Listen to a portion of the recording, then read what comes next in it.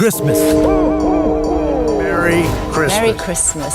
दुनिया का सबसे बड़ा फेस्टिवल। ये इतना बड़ा फेस्टिवल है कि मुसलमानों की ईदें जितना पैसा 10 साल में बनाती हैं, उससे भी ज्यादा पैसा क्रिसमस के सिर्फ। हेलो दोस्तों, स्वागत है आपका एक और नए वीडियो में। आज की वीडियो काफ़ी बेहतरीन वीडियो है। ये वीडियो हमारे चैनल पे और पहले आनी चाहिए थी, लेकिन कुछ पर्सनल रीज़न था जिसकी वजह से हम वीडियो नहीं बना पाए। इसकी वजह से ये वीडियो हमारे चैनल पे नहीं आ पाई है। हम आज ये वीडियो बना रहे हैं, उम्मीद करते हैं आपको पसंद आएगी। इस वीडियो का टाइटल है क्रिसमस इन इस्लाम। आपको मालूम होगा अभी हाल फिलहाल में क्रिसमस का त्यौहार अभी खत्म हुआ है, तो क्रिसमस और इस्लाम का क्या कनेक्शन है हम इस वीडियो में जानेंगे। और जो प्रॉफिट ईसा अलैहिस्सलाम है, दुनिया जिनको जीसस क्राइस्ट कहती है, उनका इस्लाम से क्या कनेक्शन है, मुसलमान क्रिसमस क्यों नहीं मनाते हैं और अगर मनाते हैं तो क्यों मनाते हैं, इसके बारे में हम जानकारी इस वीडियो में लेते हैं। तो अगर आप चैनल पे पहली बार आए तो सब्सक्राइब कीजिएगा, इस वीडियो को लाइक जरूर कर देना। तो आइए पहले हम लोग इस वीडियो को देखते हैं, पहले जानकारी लेते हैं, उसके बाद कुछ आपसे बातें करेंगे। जाना नहीं, बहुत ही अच्छी वीडियो है। चलिए पहले वीडियो को देखते हैं। क्रिसमस। Merry Christmas. दुनिया का सबसे बड़ा फेस्टिवल। ये इतना बड़ा फेस्टिवल है कि मुसलमानों की ईदें जितना पैसा 10 साल में बनाती हैं, उससे भी ज्यादा पैसा क्रिसमस के सिर्फ 1 साल में बनता है। लेकिन आखिर ये क्रिसमस मनाया क्यों जाता है? क्योंकि आज दुनिया के सबसे बड़े रिलीजन क्रिश्चियनिटी का ये मानना है कि इसी दिन, क्रिसमस के दिन, जीसस ईसा अलैहिस्सलाम पैदा हुए थे। लेकिन अब क्वेश्चन ये है कि अगर यही दिन 25 दिसंबर ईसा अलैहिस्सलाम की बर्थडे है, तो फिर मुसलमान इसे क्यों नहीं मनाते? क्योंकि यहाँ पर एक बहुत बड़ी कंफ्यूजन है। आज से 2000 साल पहले ईसा अलैहिस्सलाम फलस्तीन के एक छोटे से शहर में एक मिरेकल से पैदा हुए। ये वो जमाना था जब फलस्तीन में तो यहूदी आबाद थे ही, लेकिन इससे पहले भी फलस्तीन के अंदर बहुत सारे अंबिया कराम मतलब तशरीफ ला चुके हैं। फलस्तीन की वो ज़मीन है, यानी फलस्तीन एक ऐसी जगह है जहाँ पे इससे पहले भी बहुत सारे अल्लाह के नबी आ चुके हैं। तो उसी ज़मीन पे हज़रत ईसा अलैहिस्सलाम का भी जन्म होता है, ऐसे बता रहे हैं। पर यहूदियों की हुकूमत नहीं थी। हुकूमत उस वक्त की एक बहुत बड़ी सुपर पावर रोमन एम्पायर की थी। अच्छा। जब रोमन एम्पायर अपनी ताकत की पीक पर थी और यहाँ के बादशाह का नाम था सीजर ऑगस्टस, जो रोमन एम्पायर का सबसे ताकतवर बादशाह था। और इसके नाम को, ऑगस्टस को, आज हम सब बहुत अच्छी तरह जानते हैं, क्योंकि इसी ऑगस्टस के नाम पर साल के एक महीने का नाम भी रखा गया। जैसे ही ऑगस्टस अपनी ताकत की पीक पर पहुंचा, उसने वही गलती की जो हमेशा हर बादशाह इस पोजीशन पर पहुंच कर बिल्कुल सही बात है। ऐसा होता है कि जब इंसान के पास पावर आती है, जब ताकत आता है, तो लोग भूल जाते हैं कि हमें ये ताकत और पावर किसने दी है। जबकि इंसान को हमेशा ये बात याद रखनी चाहिए कि जो इतनी पावर दे सकता है वो पावर हमसे ले भी सकता है। सेम यही गलती फिरौन ने भी की थी, जब हजरत मूसा अलैहिस्सलाम ने उसको कहा था कि तुम इस्लाम को कबूल करो या फिर अल्लाह की इबादत करो, तो उसने भी अपने गुरूर में, अपने घमंड में, अपनी दौलत के नशे में और अपने बादशाही की नशे में उसने भी अल्लाह के इस पैगाम को ठुकरा दिया था। तो उसका क्या अंजाम हो आपको मालूम होगा। यहाँ पे भी कुछ ऐसा ही होने वाला है शायद। ऑगस्टस अपने आप को एक आम इंसान की बजाय एक खुदा, गॉड कहलवाने लगा और पूरे रोमन एम्पायर में लोगों से अपनी इबादत करवाने के लिए अपने नाम के टेम्पल्स बनवाए। ये बहुत बड़ी गलती होती है। जब कोई भी राजा इतना पावरफुल होता है तो वो अपने आप को खुदा कहलवाने लगता है। पावर जो होती है टेम्पररी होती है, किसी भी इंसान के साथ कभी नहीं रहने वाली है। तो इंसान अगर ये अल्लाह की दी हुई पावर को एक सही तरीके से इस्तेमाल करेगा तो दुनिया उसे याद भी रखेगी। लेकिन जो बड़े बड़े बादशाह लोग होते हैं या बड़े बड़े बादशाह लोग इतिहास में गुजरे हैं, जब भी उनको पावर मिला है तो वो इतना जुल्म करने लगते हैं कि अल्लाह को अजाब लाना पड़ता है फिर उनको सुधारने के लिए। अगर हिस्ट्री को देखा जाए, जब भी कोई शख्स इस लेवल की ताकत तक पहुंचता है तो अल्लाह उसके गुरूर को तोड़ने के लिए बिल्कुल मूसा अलैहिस्सलाम की तरह एक माइटी प्रॉफिट भेजता है। बिल्कुल सही।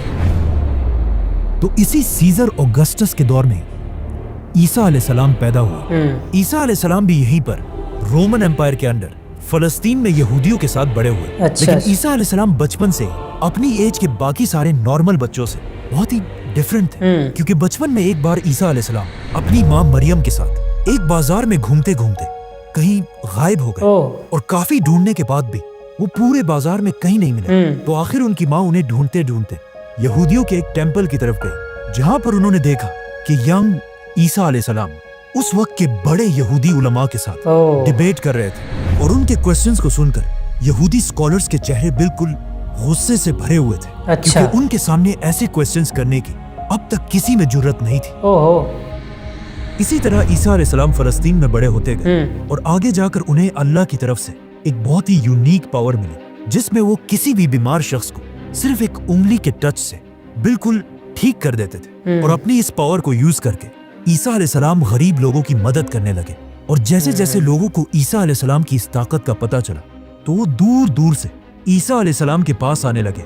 देखिए, जो ईसा अलैहिस्सलाम का मौजिज़ा है वो ये है कि वो किसी परिंदे में जब फूंक मारते थे तो वो जिंदा हो जाता था। यानी अगर कोई मिट्टी का परिंदा आपने बनाया, उसमें वो फूंक मारते थे तो वो जिंदा हो जाता था। कोई इंसान अगर मर गया है तो उसको भी आप जिंदा कर देते थे। जो इंसान जन्म से ही अंधा है उसकी आंखों को आप ठीक कर देते थे। इसी तरीके से अगर कोई कोढ़ी है तो उसके भी मर्ज को आप ठीक कर देते थे। तो जब ये सब मौजिज़ात लोगों ने देखे तो ईसा अलैहिस्सलाम की पॉपुलैरिटी बढ़ने लगी और लोग इनके पास अपने मर्ज से शिफा पाने के लिए आने लगे, ऐसा कह रहे हैं। और इसी तरह आहिस्ता आहिस्ता ईसा अलैहिस्सलाम की पॉपुलैरिटी पूरे फलस्तीन में फैलने लगी।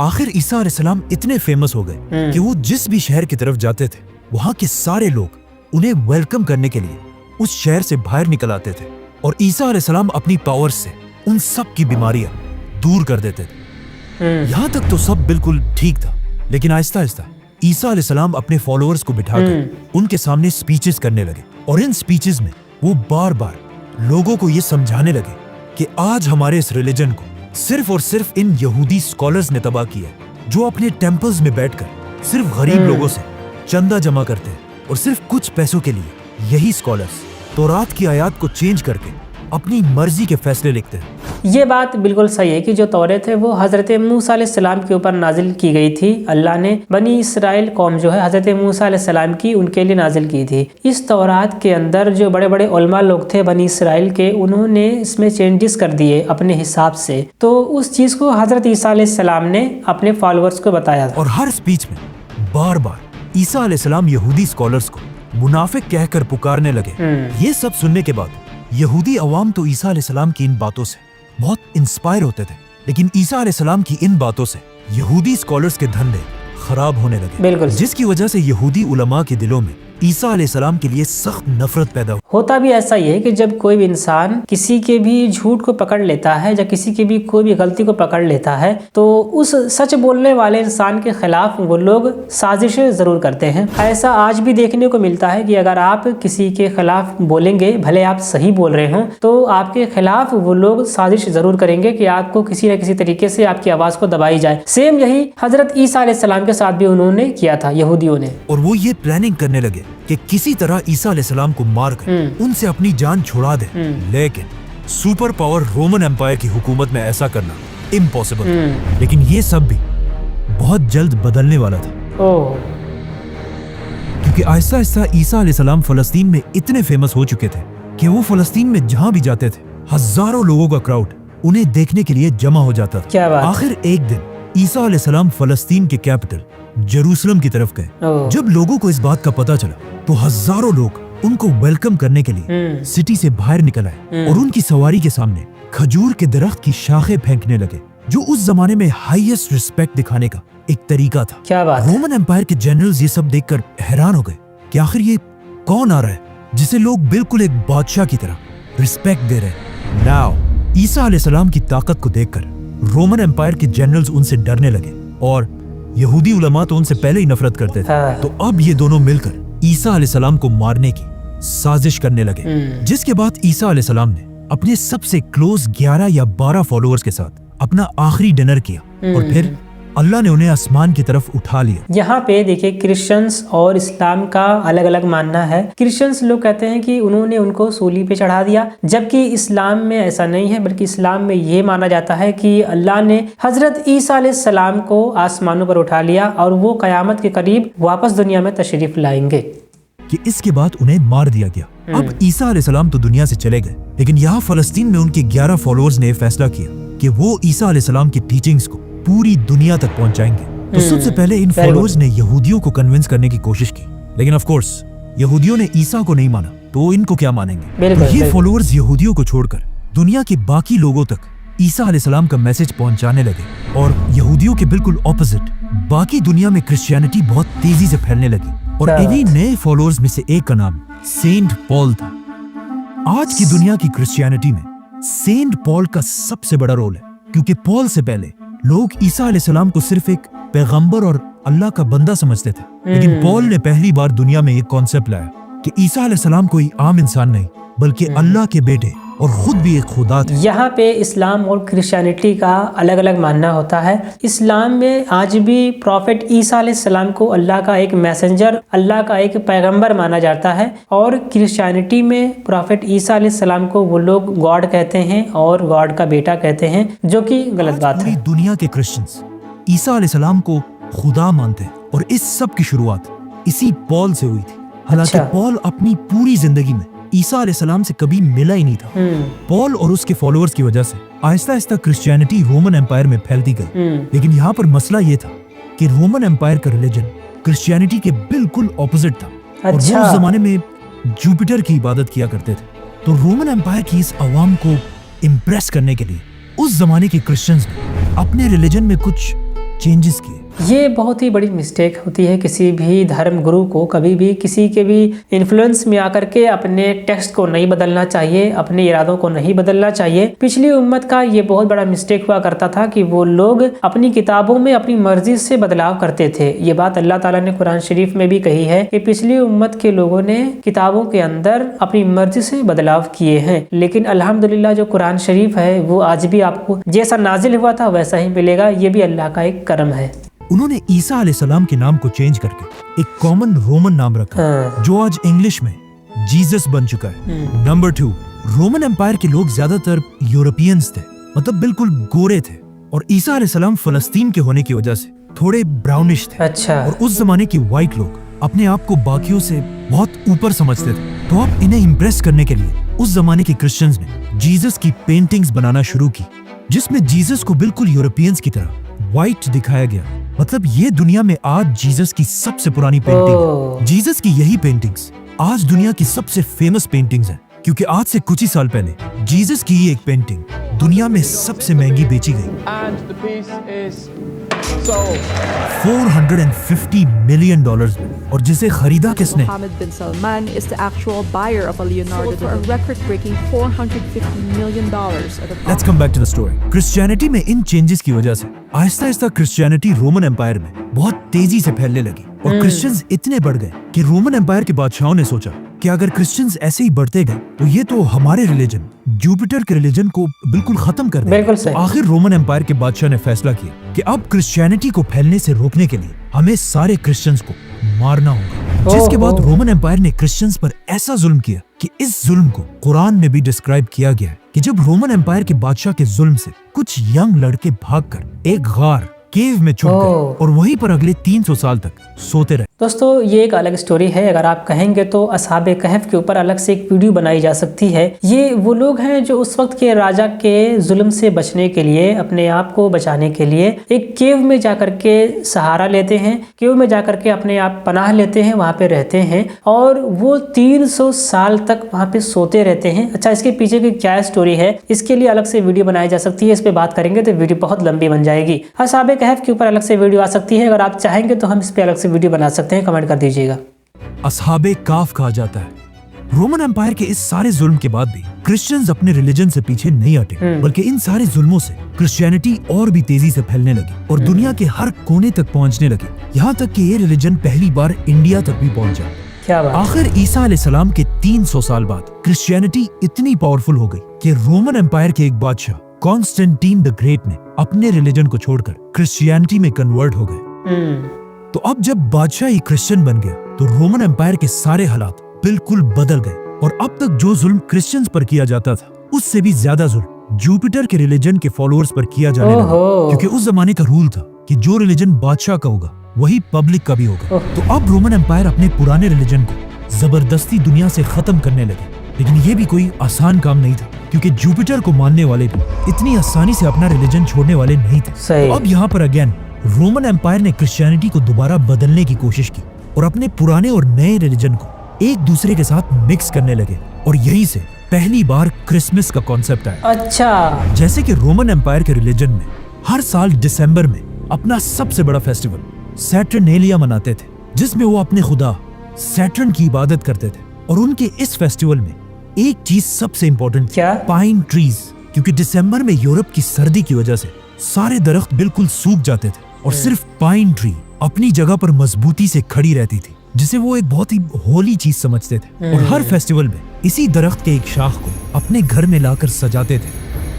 तो अब रोमन एम्पायर ने अपनी पूरी सल्तनत को एक रिलीजन में जमा करने के लिए अपने पुराने रिलीजन से फेस्टिवल्स उठाए और अपने नए रिलीजन से जीसस क्राइस्ट, और इन दोनों को मिला दिया और कहा कि जीसस क्राइस्ट दिसंबर के महीने के आखिर में पैदा हुए थे। अच्छा, और सारे क्रिश्चियंस को हुक्म दिया कि इस दिन यहाँ पे दोस्तों एक कहना यह है कि जीसस क्राइस्ट यानी ईसा अलैहिस्सलाम दिसंबर में पैदा हुए थे या वो कोई समर का मौसम था। इस बात पे आगे डिस्कशन हो सकती है, क्योंकि यहाँ पे इख्तिलाफ है, यहाँ पे दो राय है कि वो दिसंबर में पैदा हुए थे यानी ठंड के मौसम में पैदा हुए थे या गर्मी के मौसम में पैदा हुए थे। आई थिंक इन्होंने वीडियो में आगे एक्सप्लेन किया हो, चलिए देखते हैं। 25 दिसंबर को बिल्कुल पुराने रिलीजन की तरह जीसस क्राइस्ट की बर्थडे मानकर सेलिब्रेट किया जाए। और इसी तरह इन दोनों रिलीजन्स को मर्ज करने के बाद अब पूरी रोमन एम्पायर क्रिश्चियनिटी में कन्वर्ट हो गया। अच्छा अच्छा, लेकिन आज दुनिया का कोई मुसलमान भी इस दिन को सही नहीं मानता। और कुरान में भी ईसा अलैहिस्सलाम की पैदाइश की स्टोरी बिल्कुल ऑपोजिट है, क्योंकि कुरान में है कि जब ईसा अलैहिस्सलाम पैदा हो रहे थे तो उनकी माँ मरियम के पास सिर्फ एक खजूर का दरख्त था, जिस पर उन्हें हुक्म दिया गया कि घबराओ मत और इस खजूर के दरख्त को हिलाओ ताकि इससे तुम्हारे लिए ताजा खजूर गिर सके और तुम्हें ताकत मिले। खजूर का दरख्त। अब मसला ये है कि दरख्त पर खजूर तभी बनते हैं जब सख्त गर्मी का मौसम हो, which means according to Quran ईसा अलैहिस्सलाम की पैदाइश जरूर गर्मी के महीनों में हुई होगी और दिसंबर का तो कोई सवाल ही पैदा नहीं होता। और ये सिर्फ कुरान में ही नहीं बल्कि क्रिश्चियंस भी ये मानते हैं कि उन्हें ईसा अलैहिस्सलाम की पैदाइश के सही दिन का पता नहीं है। जो भी हो, अब पूरी रोमन एम्पायर क्रिश्चियनिटी में कन्वर्ट हो चुकी थी। और जैसे ही रोमन एम्पायर के लोग क्रिश्चियंस बने, ये वही टाइम था जब अल्लाह ने असहाबे काफ को अपनी लंबी नींद से उठाया और उन्होंने उठकर एक दूसरे से पूछा कि हम ज्यादा से ज्यादा कितने वक्त तक सोए होंगे। तो उनमें से एक ने कहा कि 1 या आधा दिन। लेकिन जब वो बाहर निकले उन्हें पता चला कि यहाँ तो सब कुछ बिल्कुल बदल चुका है। इसके बाद क्रिश्चियनिटी दुनिया का सबसे बड़ा रिलीजन बना और आने वाले वक्तों में Roman empire, British empire, Spanish empire की वजह से आज तक क्रिश्चियनिटी दुनिया का सबसे बड़ा रिलीजन है। और क्रिसमस दुनिया का सबसे बड़ा फेस्टिवल, जिसमें हर साल पूरी दुनिया से लोग $1 ट्रिलियन से भी ज्यादा पैसा खर्च करते हैं, जो हर साल के ईद से 10 गुना ज्यादा पैसा है। लेकिन ये हमेशा से ऐसा नहीं था। क्रिसमस पहले के जमाने में सिर्फ एक छोटा सा फेस्टिवल था जिसमें लोग चर्च में जमा होकर अल्लाह और ईसा अलैहिस्सलाम को याद किया करते। जाहिर सी बात है कि जब आपने रिलीजन को अपने बादशाह के मूड के हिसाब से चेंज कर दिया है, जब आपने अपने रिलीजन को टाइम के हिसाब से चेंज कर दिया है, मॉडिफाई कर दिया है, जब रिलीजन और रिलीजन की जो टेक्स्ट है, जो धार्मिक ग्रंथ है, आपने उसको ही बदल दिया है जमाने के हिसाब से, यानी लोगों को खुश करने के लिए आपने अपने धर्म को ही मॉडिफाई कर दिया है, तो जाहिर सी बात है लोगों के अंदर एक्सेप्टेंस उसकी बढ़ेगी और पॉपुलैरिटी उसकी बढ़ेगी। लेकिन जो एक रिलीजन का होता है, जो एक ओरिजिनलिटी थी रिलीजन के अंदर, आपने उसको ही मार दिया। लेकिन आहिस्ता आहिस्ता लोग इस सब से बोर होने लगे। तो अब लोगों को दोबारा क्रिसमस की तरफ अट्रैक्ट करने के लिए कुछ लोगों ने क्रिसमस के इस फेस्टिवल में नई चीजें ऐड की, जैसे कि म्यूजिक, गाना, शराब। और क्रिसमस के इस फेस्टिवल में जो सबसे बड़ा एडिशन किया गया वो था सेंटा क्लॉज। अच्छा, सेंटा क्लॉज कौन है? पुराने जमाने में एक real Christian scholar Saint Nicholas थे, जो अपनी जेनरोसिटी की वजह से पूरे क्रिश्चियंस में मशहूर थे।